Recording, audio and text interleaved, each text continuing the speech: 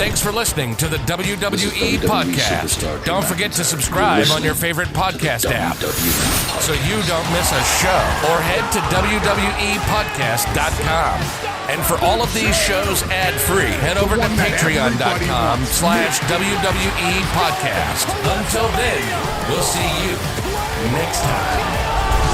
Austin 316 says I just whipped your ass. This is my iron. You're gonna acknowledge me. What's going on, everybody? Guys and girls, welcome back to another edition of the SmackDown Review right here on the WWE Podcast. As always, I am the host of this show, Michael Ritter. You can find me on X at Michael5Ritter, on Instagram at MichaelRitter5, and also one of the hosts of the Football Function podcast, which is also available on all your podcasting platforms, including on Patreon if you prefer an ad-free listening experience. Speaking of the Football Function, similar to the WWE draft that's going to be taking place next Friday on SmackDown, it's a 2-day event, so it's going to be taking place on Friday and on Monday. But the NFL draft will also be taking place next Friday night as well. Starts Thursday, that's round 1 on Friday, rounds 2 and 3, and then 4 through 7 take place on Saturday. So going to be, quite a bit of stuff to cover as far as the WWE draft takes place next week. So it's going to be a loaded week for me because not only do I have to cover that draft, but I also have to cover, the NFL draft too. So, I'm looking forward to it. It's always an exciting time of year. I just wish that WWE would wait, let the NFL draft kind of marinate because that's the same time every single year. We've seen the WWE draft take place, over the years, taking place in October. It's taking place during the summer. I even remember one of my favorite ones taking place in March. But if I'm not mistaken, I think that last year or the year before, I want to say last year, it took place during the NFL draft as well. So we'll figure out how to work that all out schedule-wise. I will still obviously get the SmackDown review out to you on Saturday most likely. So I am,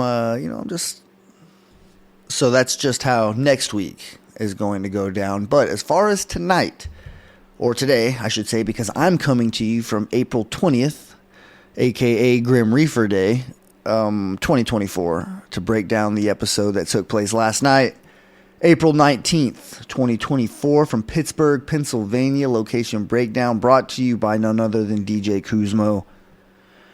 And I will be honest, I don't think this episode of SmackDown was the best. I think that it was kind of an okay episode of SmackDown, I guess. Now, I will say, there were great things that happened as far as, the number 1 contenders being announced.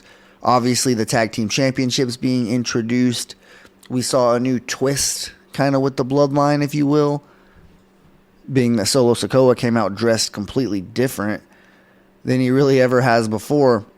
But we'll get to all that stuff as we break down this episode. Also, on today's episode, at the very end, we're going to break out another Stack 'em Up Saturday. In honor of new championships being revealed, I'm going to do my top 5 championship designs. Just looking at all the different championships that are right now on the main roster. Not going to feature any NXT, and I'm not going to feature any duplicates. For example, the World Heavyweight Championship and the Women's World Championship pretty much look identical outside of the color of the strap.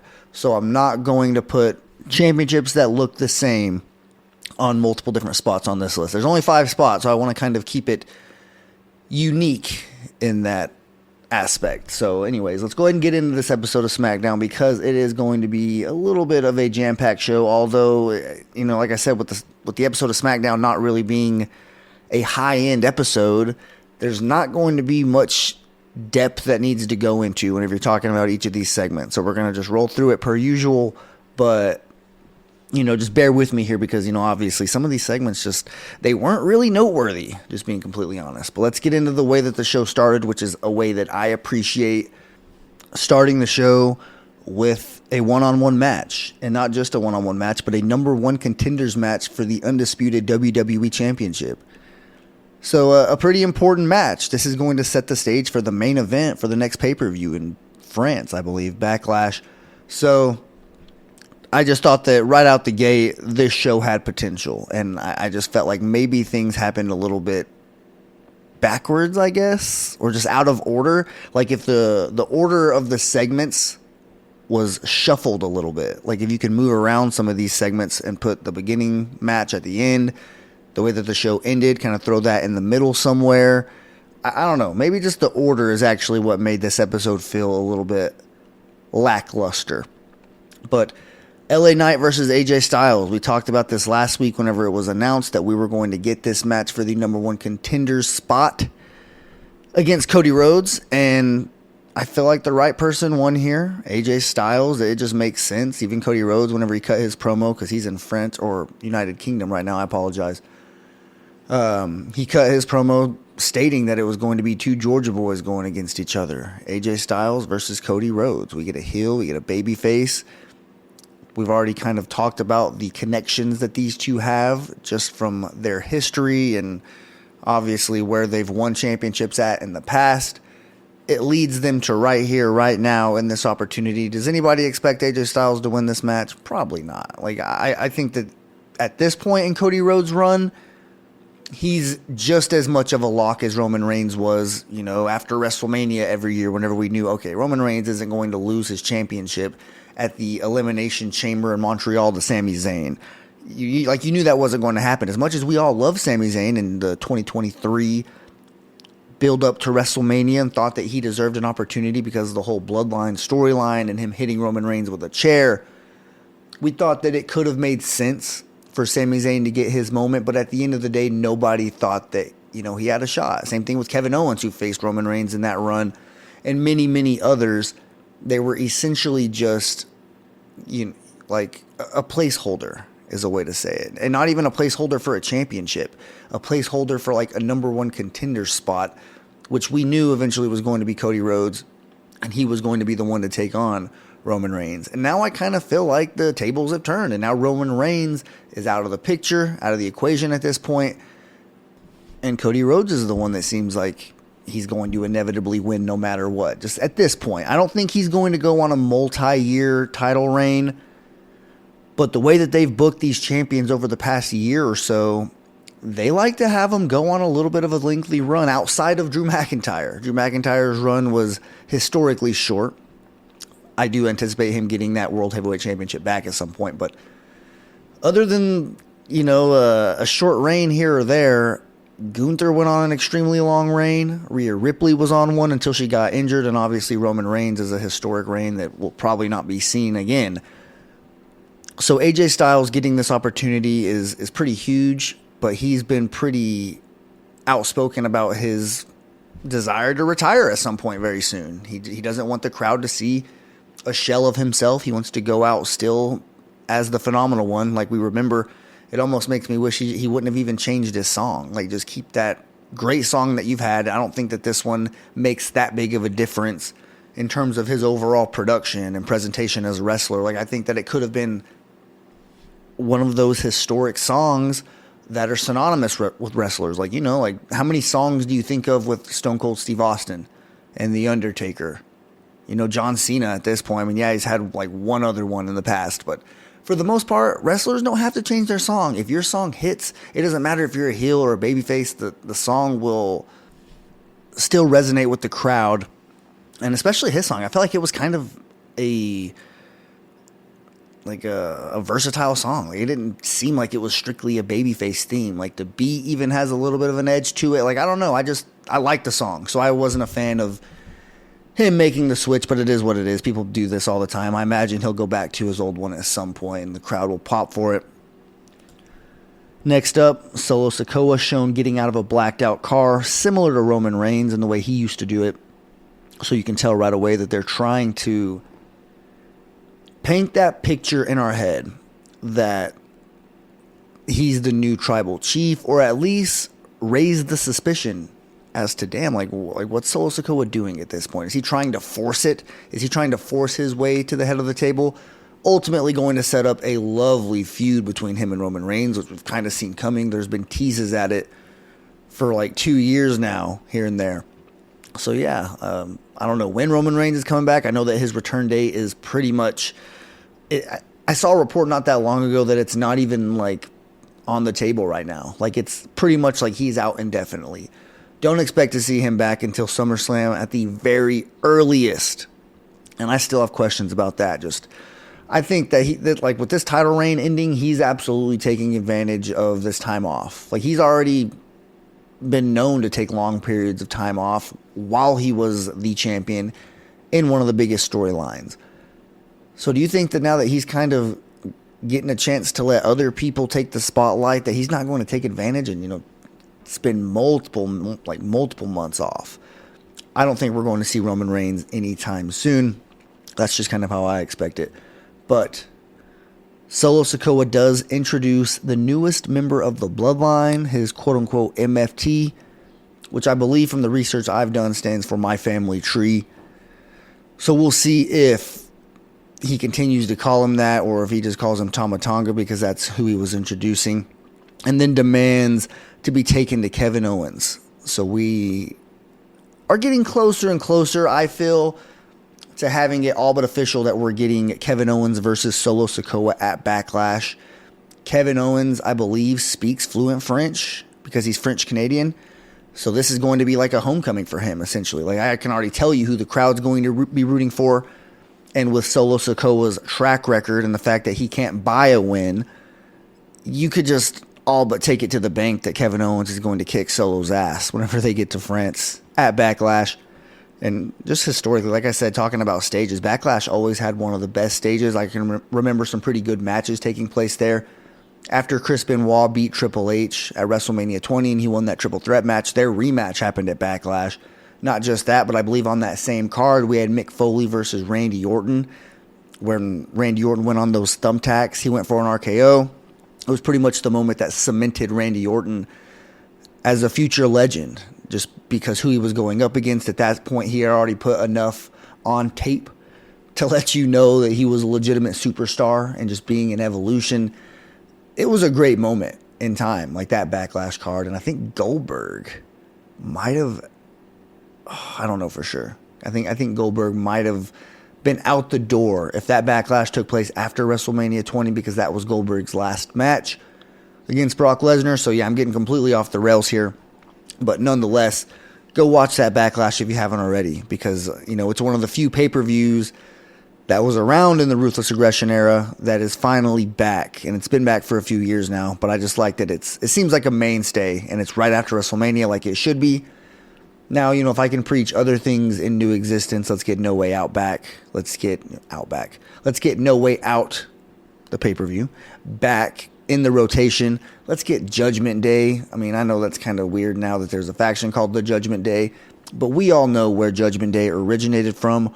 Armageddon, Unforgiven. They do have No Mercy down in NXT. Same thing with Great American Bash. So I do appreciate the fact that NXT is keeping some of these traditions alive. But I think WWE itself as a main roster, we can get rid of some of these lackluster pay-per-views. We don't need TLC. We don't need Extreme Rules. We don't need Hell in a Cell. We damn near don't even need Elimination Chamber. Like, come on. Let's bring some actual creativity to some of these pay-per-view names. But up next, Nick Aldis introduces Triple H to come out and debut the new WWE Tag Team Championships. And as Triple H was walking out, a QR code popped up. And if you actually looked into that, it's 100% an Uncle Howdy video. Like, it's a vignette. And you could just all, book it that Uncle Howdy's going to be returning. Now, who's he going to be coming with? Is it going to be with Braun Strowman, Eric Rowan, have a different, iteration of the Wyatt family? I'm really not sure, but I am glad to see that they are continuing with the development of this Uncle Howdy character. I know there was a lot of juice left to be squeezed out of that, so the fact that they are still going forward with it, I do appreciate that. Another thing I appreciate is these WWE Tag Team Championships and the name change. Now, let's just be honest. I called it a long time ago for the longtime listeners that know that I pretty much did the exact same thing with the women's belts. But that's neither here nor there. We're not here to pat ourselves on the back. It's just one of those things like, hey, we keep receipts around here. But either way, Grayson Waller, Austin Theory, they come out with their quote-unquote old Tag Team Championships, the blue one, and knowing what was going to happen like I did, like if you kind of got spoiled in this segment and you knew that the Tag Team Champions or the Tag Team Championships were going to be switched, which obviously that's just part of being in the Discord server. you get live updates, and I know that. I don't leave the Discord so I won't get these updates. I enjoy them. I don't go into SmackDown wanting to be surprised. If something happens and I'm not watching yet, I will still check it out and see kind of what's going on before I actually watch the show. It actually allows you to know what to look for. But I did get a chance just as they were walking out to kind of get a last little appreciation for those colored belts, because luckily those days are over. We don't need brand themed belts to have a successful brand split. And hopefully this draft is the one that really brings it back, and you expect that to be the case with Nick Aldis here and his presence and Adam Pearce over on Monday Night Raw. I just have a really good feeling about it. That's one way to look at it. Now, one little early prediction I will say, I know that Cody Rhodes winning that belt should mean that he's on SmackDown, right? He won it from a SmackDown superstar. It's the SmackDown Championship. But I don't think WWE wants Cody Rhodes on SmackDown. I think they legitimately want him to be the face of Monday Night Raw. It's the flagship show.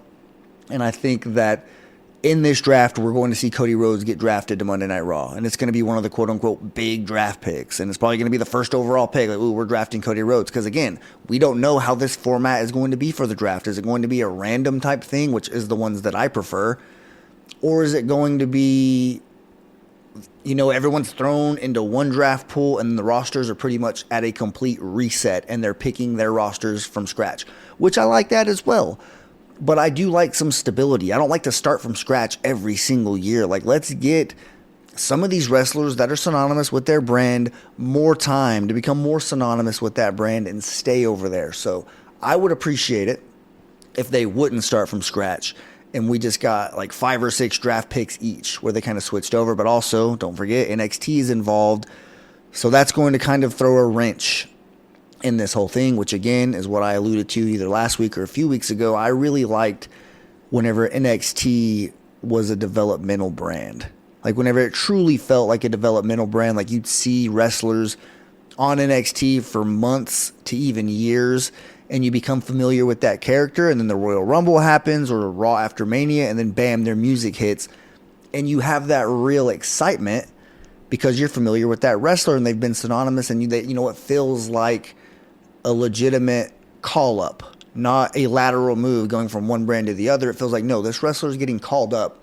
It's almost like getting moved up to varsity, You get your opportunity to go perform on the main roster, and I just think that's whenever NXT was at its best. But I understand there's probably a lot of success right now with Shawn Michaels running the show. It's just going to ultimately feel like a bigger deal. But that's just kind of my 2 cents on it.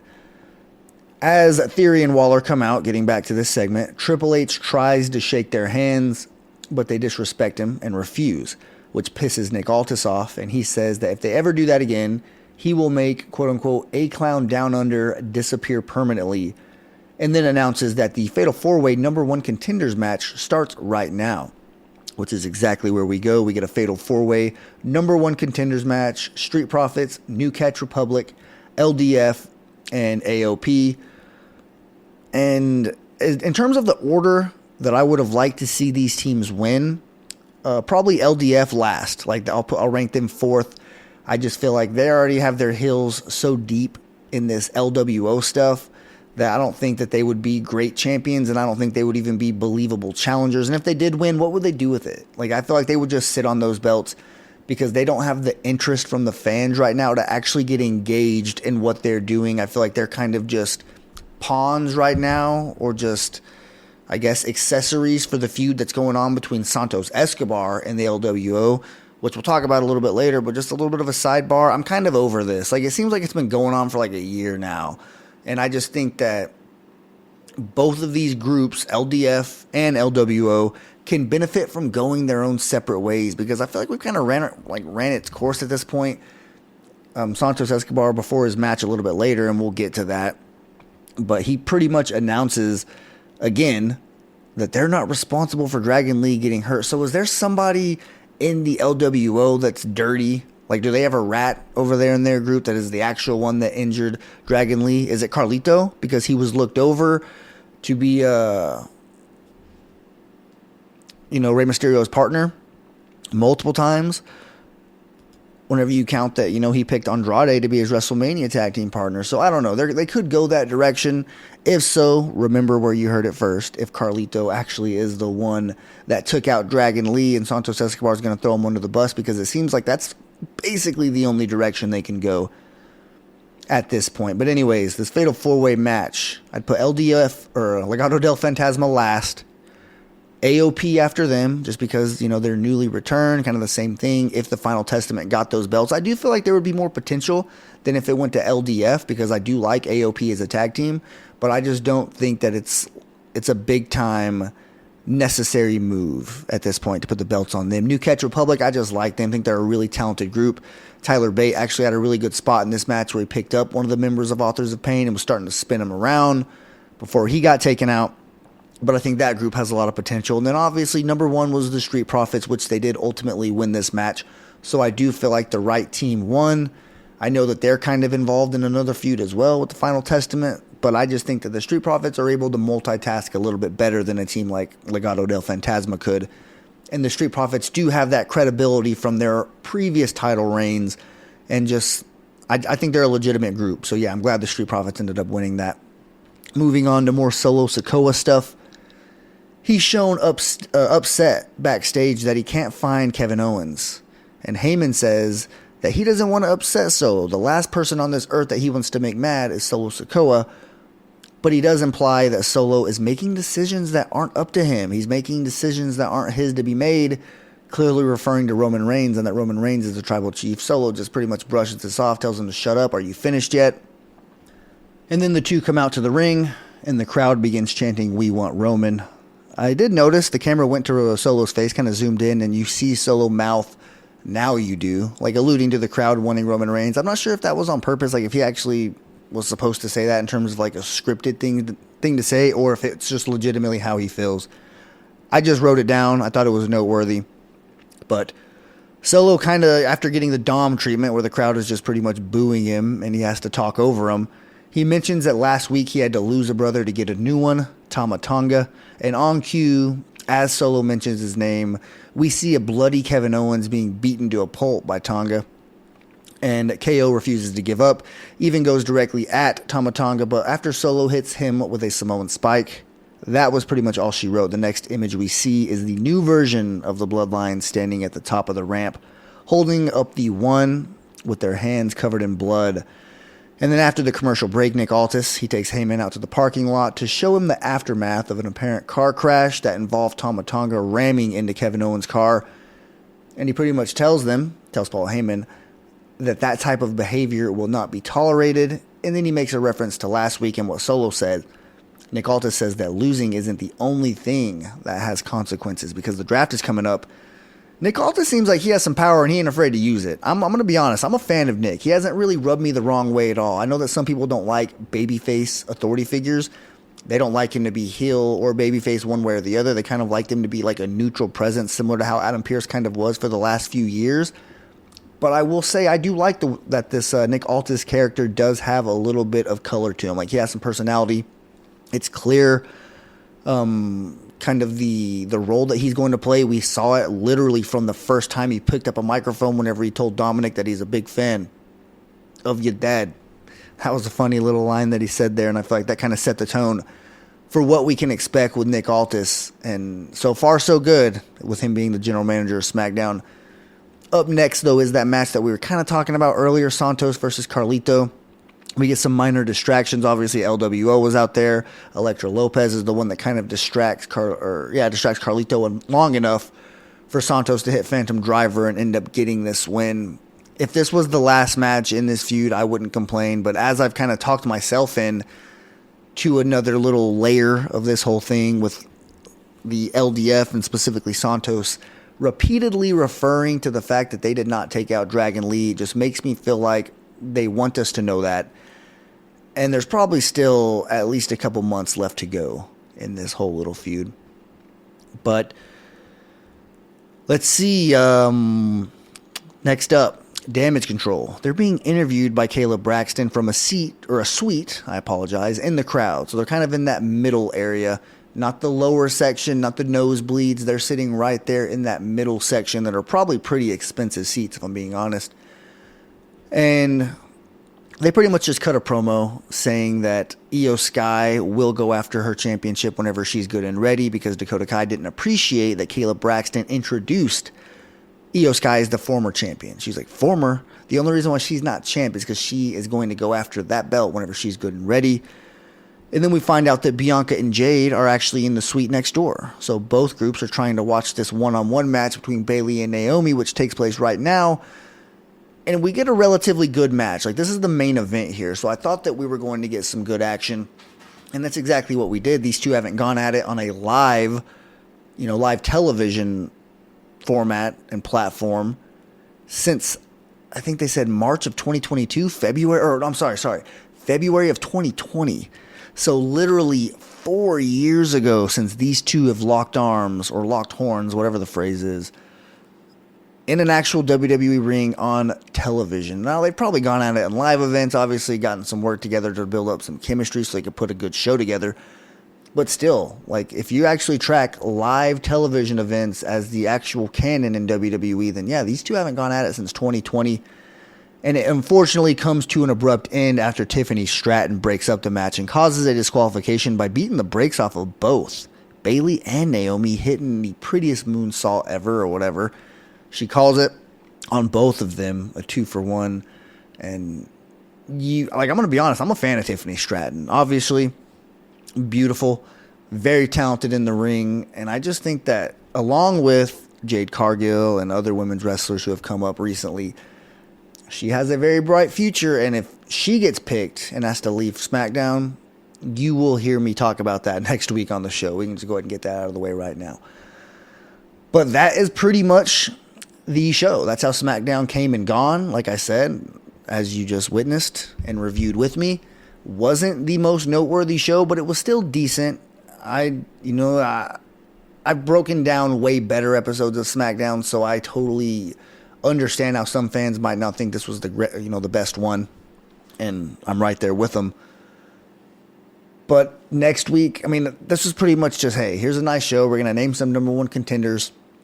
I do wish though that they would wait to do the draft till after a pay-per-view. Like, they're doing it literally like right before Backlash when these number one contenders are being announced.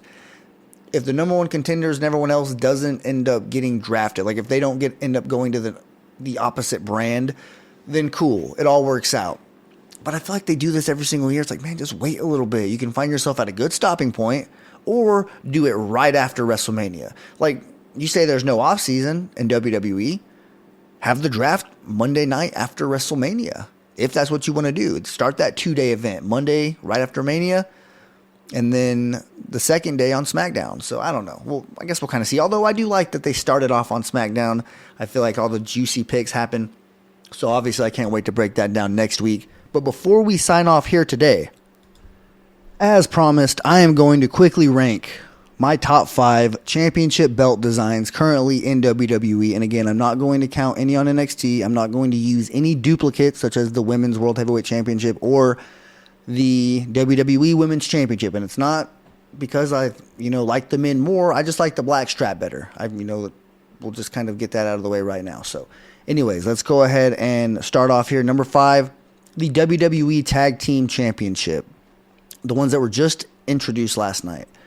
The reason why I like these is because they're a little bit unique. I didn't really like the circular design of the Tag Team Championships that were first introduced, like with that bronze look that we saw, got teams like the New Day and the early version of the Usos and the Bar. We also saw, who is it? TJ Wilson and Cesaro, and back when they were with Natalya. So there's been a lot of championships come and go that have been called the WWE Tag Team Championships. And there was even a pair of championships back in the Ruthless Aggression era on SmackDown called the WWE Tag Team Championships. So I like that they brought it back. Obviously, I think that this is the best way to go. Don't ever change it again.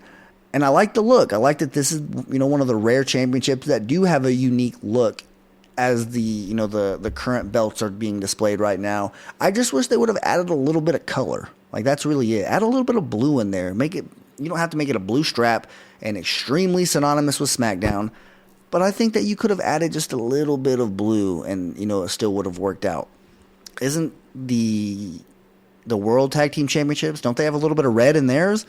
I don't know. It just seemed like we could have gotten a little bit of color in these, but I do like them. Call me a prisoner of the moment, recency bias or whatever. But I do like the new design for these new Tag Team Championships. Number 4, the Intercontinental. And this is one that I really didn't like at first because of how good the other one looked. Like the white strap that we saw The Miz hold, Dean Ambrose, many others held that white Intercontinental Championship. And that was truly my favorite. I have it sitting over here on one of my shelves.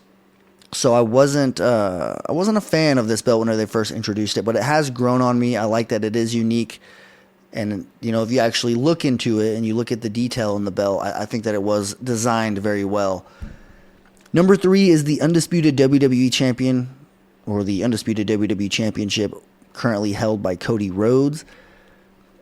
This is another look that I feel like is growing on me. They have to leave it for a long time. Like, I've seen reports that they might try to bring back the Winged Eagle and they might try to, just give Cody Rhodes a different belt. Like, why? Just leave it the same. Have this belt grow and let it grow over time, because I think that even if people aren't a fan of it right now, they probably will be. But for the most part, I've seen positive feedback on this belt. I like the gold, the black WWE logo.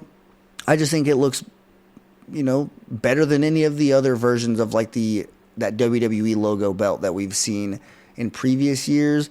Now, if they would have just kept the original one, the original WWE World Heavyweight Championship, I feel like cool, it would have been great. But once they brought in the red Universal and the blue Universal, it just kind of watered down that design a little bit. And that's why I don't think I can put it at number 1 or even top 2. Because number 2 is the United States Championship, which could easily be number 1. Like, this is pretty much 1B here. I love this look. It does have the color. Another one that I really wasn't a fan of because of my connection to the nostalgic former United States Championship belt. So, yes, over time it's grown on me, and I do appreciate how badass it looks. But I still just, I have a connection with some of the older championships, but I'm trying to look past that. I'm trying to appreciate how good this belt design really is, and that's why I put it at number 2. And number 1, currently held by Damian Priest, the World Heavyweight Championship. It's no secret. The old school World Heavyweight Championship, my favorite belt of all time. Doesn't even come close to any of the others. And the fact that this is clearly inspired by that, has almost the same shape, very similar look, just that WWE logo in the middle.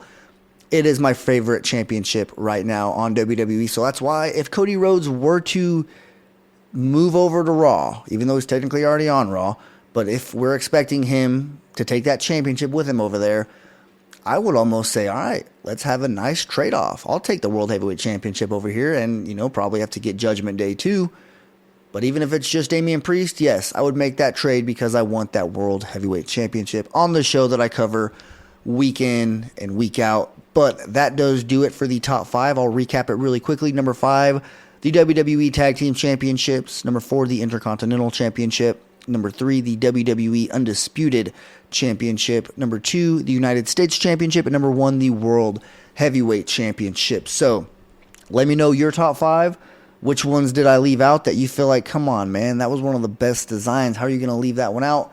Let me know what I missed, what you would rank higher, lower, all the good stuff. Thank you guys so much for tuning into this episode of the SmackDown Review. Come back next week. Tune into the football function. I have a pretty special mock draft that's going to be taking place, going to feature a lot of different people. I'm going to have a lot of different people picking for their respective favorite team. And it's one of the most unique things that I've done here since I've, hosted the Football Function podcast. So thank you guys so much.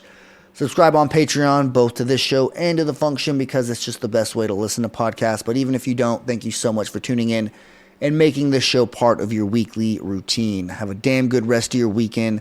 Walk passionately in the direction of your dreams, and I'll talk to you soon.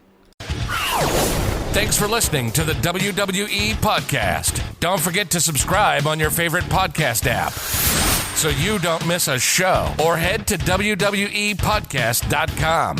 And for all of these shows ad-free, head over to patreon.com/WWE Podcast. Until then, we'll see you next time.